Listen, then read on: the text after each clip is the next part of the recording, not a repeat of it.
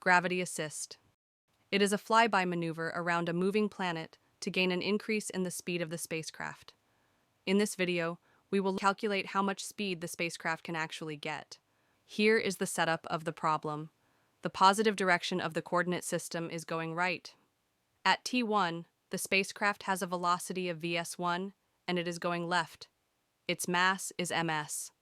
Also, at T1, the planet has a velocity of vp1 and a mass of mp. At T2, the spacecraft completes the flyby and it has a velocity of vs2. Its mass does not change, and it is still ms. The planet at T2 has a velocity of vp2. Its mass does not change, and it is still mp. To calculate the speed of the spacecraft and the speed of the planet at T2, we need to write out the governing equations. Classical physics tells us that the energy between the spacecraft and the planet should be conserved, so we have the equation of the conservation of energy. We can also write out the equation of the conservation of momentum. Now we have two equations and two unknowns, which are vs2 and vp2. Theoretically, we can calculate their values, but it's not quite straightforward. We need to use some tricks. Let's rearrange equation 1.1 and remove the 1/2 on both sides of the equation. Then do factoring operations to get equation 1.3, which is the key of the trick. Now let's work on equation 2.1 and do a simple rearrangement to get equation 2.2, then factor out the mass to get equation 2.3.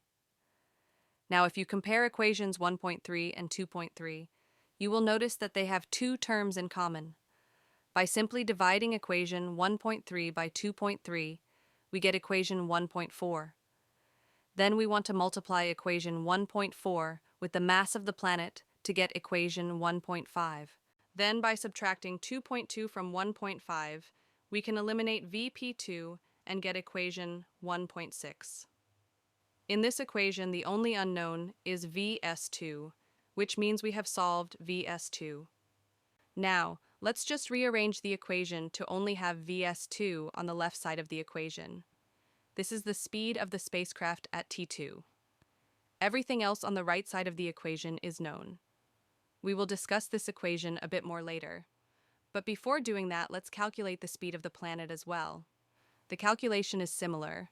We just need to start from equation 1.4. The difference here is to multiply equation 1.4 with ms, and we get equation 1.5 prime. Then we can add equation 1.5 prime with 2.2 to get equation 1.6 prime. In this equation, the only unknown is vp2, which means we have solved vp2. Let's just rearrange the equation to have vp2 on the left side of the equation only. Everything else on the right side of the equation is known. Now we have solved both the speed of the spacecraft and the speed of the planet, but the equations look complicated. Let's see whether we can simplify them. We know that the mass of the spacecraft is much smaller than the mass of a planet. If you divide ms by mp, it is almost zero. We rewrite the equation like this. Here we simply divide both the denominator and numerator by mp. We know mp divided by mp is 1, and ms divided by mp is 0. We rewrite the equation and get the final version of the equation for the speed of the spacecraft. We can also simplify the equation for the speed of the planet. The trick is the same, dividing both the denominator and numerator by mp. Then we get our final version of the equation for the speed of the planet. Looking at the simplified equations, it tells us that the speed of the spacecraft increases. It's the sum of its initial speed and twice the speed of the planet. While the speed of the planet virtually does not change, its speed actually decreases by a tiny bit. If you look at the right side of the full equation for the speed of the planet, there is a negative term, which is very close to 0, but not exactly 0. This means the planet loses a tiny bit of its energy. This energy is transferred to the spacecraft.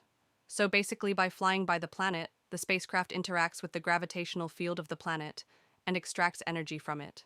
Now let's bring back the images and look at the animation again. This flyby maneuver increases the speed of the spacecraft. But what if the planet is moving in the other direction? Well, we can simply add the negative sign in the equation for the speed of the spacecraft. This new equation tells us that by flying by the planet this time, the spacecraft will have its speed decreased. Now you have it. These are the two simple cases of gravity assist maneuver.